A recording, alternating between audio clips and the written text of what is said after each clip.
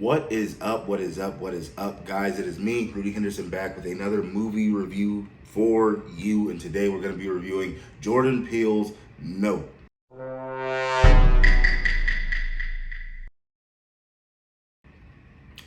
Nope is going to be Jordan Peele's third directorial debut here in the United States. It's already come out to pretty good critical acclaim. It won number one at the box office with about 44 million in sales, under the projected 50 that they wanted, but right about 44 million in sales. And I'm here to give you my opinions on it. So to start out, let's get the plot down. Nope essentially is about a brother and a sister, OJ and Emerald Haywood, whose dad was the first black man to be in a motion picture on a horse, and they still have his horse business.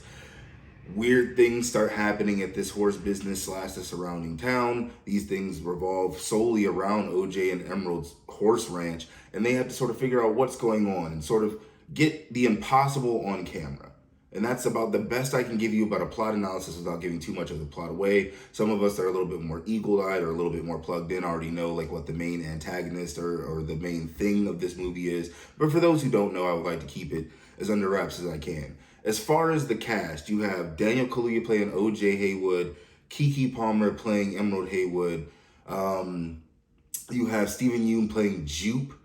Jupe is a really eccentric cowboy, used to be a child star. And there's another character, his name is Angel. He's a tech guy, I want to shout him out. He's like the fourth character in this to me. He's like the comic relief, but he's a very necessary form of comic relief. He's not in the movie for no reason, and I really appreciate that. The performances were strong. Daniel Kaluuya and Keke Palmer were very believable as a brother and sister duo. There's a handshake that happens that I'm pretty sure is going to become a meme all over the internet as I'm saying this. They were very, very believable in that role. Angel, the tech guy, like I said, very good comedic relief. Jupe was a very interesting character. It reminded me of, if you haven't seen it, Jordan Peele directs the new take on the Twilight Zone. There's an episode with Stephen Yeun in it that sort of deals with the exact subject matter of this movie. It's sort of the same character that he plays there. He obviously knows something. He's obviously, important and pivotal to the plot, to where the movie sort of begins with a sort of backstory on him or something that happened in his life. So it's a very small cast, but everyone in the cast has something to do in this movie. So it makes sense for everyone to be here. I don't feel like there's anyone really wasted. As far as the movie is shot, it's a thriller movie, and let me make that very clear. This movie is a thriller. It is not a horror movie. You're not going to get up screaming, ripping your hair out, scared, need a priest outside the movie theater. This is a thriller movie, but for the way that it's shot, it's a very interesting thriller movie. It's a thriller movie that takes place mainly during the day, and in a way that's almost creepier, because it's like you know that whatever it is there, and you know that it's coming for you, but when? Is it going to wait until nighttime? Is it going to come get me right now? There's a lot of moments in this movie, or at least a few moments in the movie, that got me saying the title Nope, or even the proverbial hell no, to the no, no, no, hell to the no.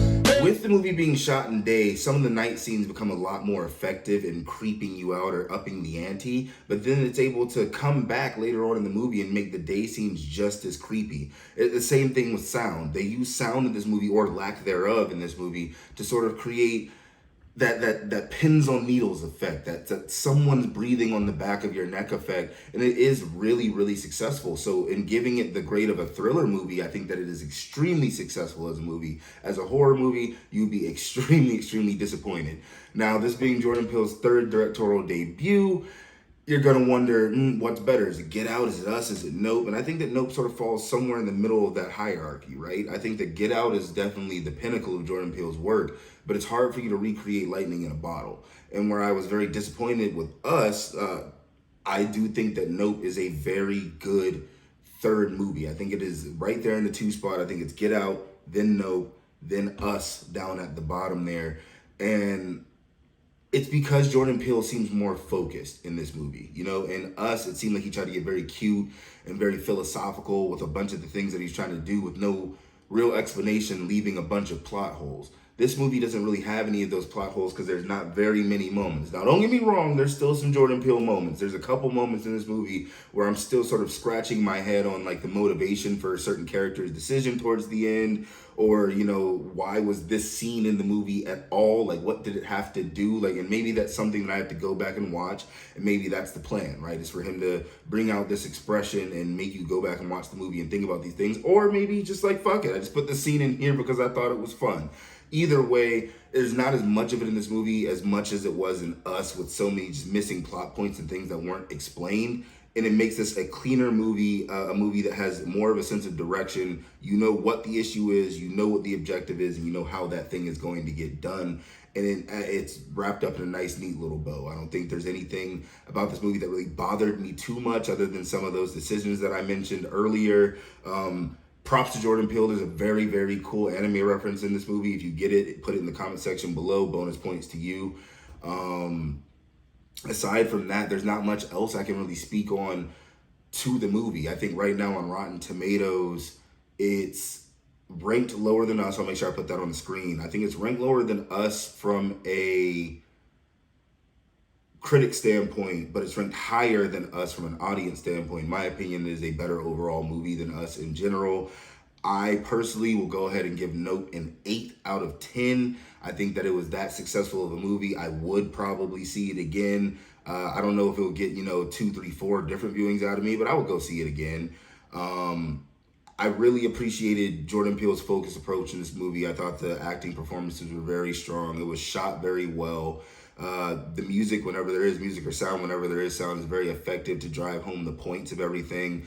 And I just think it was a very well done movie. Thank you guys for watching my review. If you're new to the channel, go ahead and hit that subscribe button for me. Like the video and ring the bell to know when I have more stuff coming out. I do have a Thor Love and Thunder full spoilers review and a Doctor Strange the Multiverse of Madness full spoilers review coming out pretty soon. So go ahead and check out the channel. Other than that, as always, keep it sexy, guys. Thanks.